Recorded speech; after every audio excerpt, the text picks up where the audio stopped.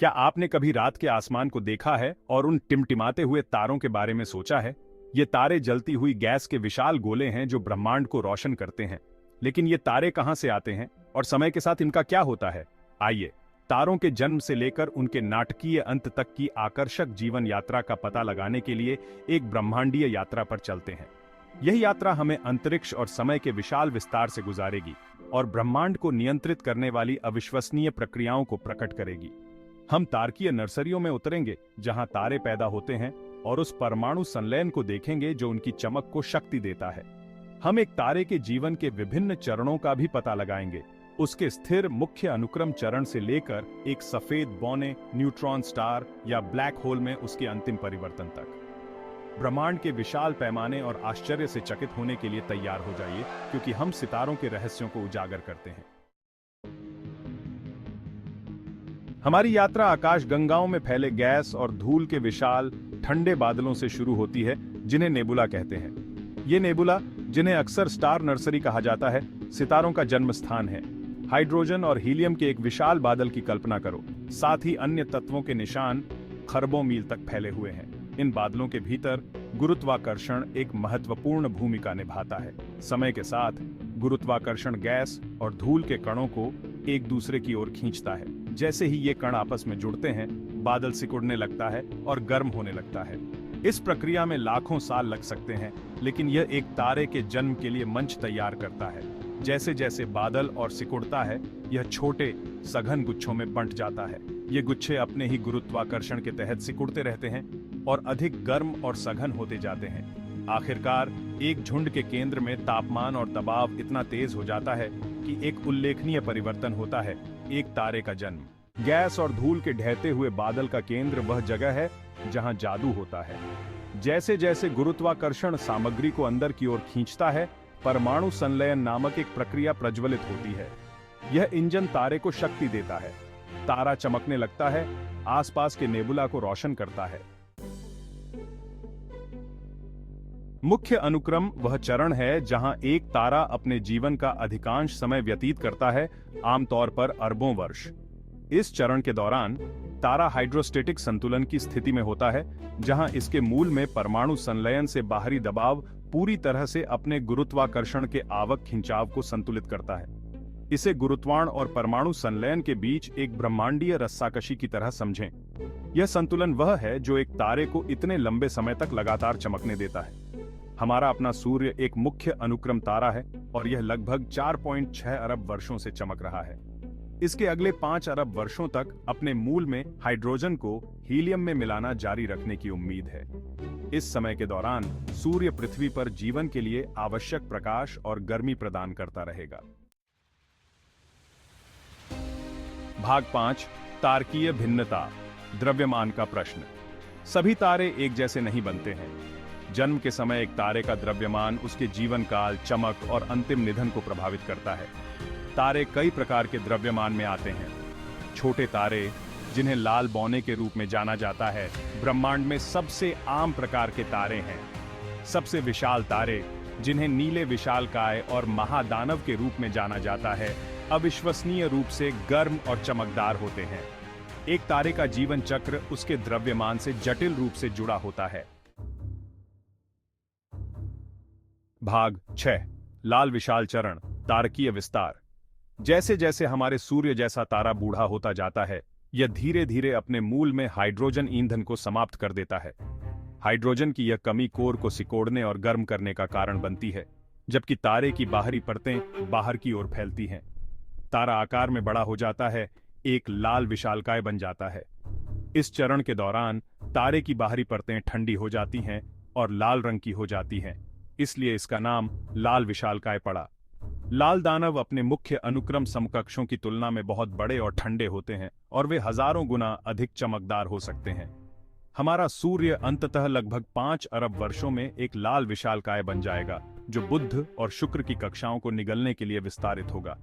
जैसे जैसे लाल विशाल चरण आगे बढ़ता है, तारे का कोर सिकुड़ता रहता है और गर्म होता रहता है। अंततः कार्बन और ऑक्सीजन जैसे भारी तत्वों में हीलियम के संलयन को प्रज्वलित करने के लिए तापमान और दबाव पर्याप्त होता है। यह हीलियम जलने वाला चरण एक अस्थायी राहत प्रदान करता है, लेकिन अंततः तारा अपने हीलियम ईंधन को भी समाप्त कर देगा। भाग 7। श्वेत बौने, तारकीय अवशेष। हमारे सूर्य जैसे तारों और कम विशाल तारों के लिए लाल विशाल चरण उनके अंत की शुरुआत का प्रतीक है। जैसे ही तारा अपने परमाणु ईंधन को समाप्त कर देता है, यह अस्थिर हो जाता है और अपनी बाहरी परतों को अंतरिक्ष में बहा देता है।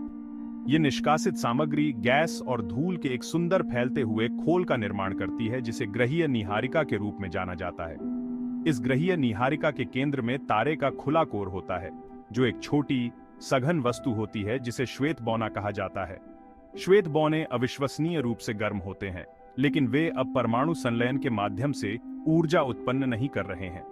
वे अरबों वर्षों में धीरे धीरे ठंडे होते जाते हैं, अंततः काले बौनों के रूप में लुप्त हो जाते हैं। श्वेत बौने अविश्वसनीय रूप से घने होते हैं, जो सूर्य के द्रव्यमान को पृथ्वी के आकार के आयतन में पैक करते हैं। वे निम्न और मध्यम द्रव्यमान वाले तारों के जीवन चक्र में अंतिम चरण का प्रतिनिधित्व करते हैं। भाग 8। सुपरनोवा, दानवों का विस्फोटक अंत। जहां हमारे सूर्य जैसे तारे अपेक्षाकृत शांति से अपने जीवन का अंत करते हैं, वहीं विशाल तारे एक धमाके के साथ बाहर निकलते हैं। जैसे ही एक विशाल तारा अपने परमाणु ईंधन को समाप्त कर देता है, उसका कोर अपने ही गुरुत्वाकर्षण के तहत तेजी से ढह जाता है। यह पतन एक अनियंत्रित परमाणु प्रतिक्रिया को ट्रिगर करता है, जो एक भयावह विस्फोट में अकल्पनीय मात्रा में ऊर्जा जारी करता है, जिसे सुपरनोवा के रूप में जाना जाता है। सुपरनोवा ब्रह्मांड की सबसे ऊर्जावान घटनाओं में से हैं, जो संक्षेप में पूरी आकाशगंगाओं को मात देती हैं। एक सुपरनोवा के दौरान तारे के मूल को अविश्वसनीय घनत्व तक संकुचित किया जाता है, जिससे सोना, प्लैटिनम और यूरेनियम जैसे भारी तत्व बनते हैं। इन तत्वों को तब अंतरिक्ष में बिखेर दिया जाता है, जिससे इंटरस्टेलर माध्यम समृद्ध होता है और सितारों और ग्रहों की भावी पीढ़ियों के लिए निर्माण खंड प्रदान करता है। भाग 9। न्यूट्रॉन तारे, ब्रह्मांडीय प्रकाश स्तंभ। सुपरनोवा विस्फोट के बाद तारकीय कोर का भाग्य उसके द्रव्यमान पर निर्भर करता है। यदि कोर सूर्य के द्रव्यमान का लगभग 1.4 और 3 गुना है, तो यह न्यूट्रॉन स्टार बनाने के लिए और ढह जाएगा।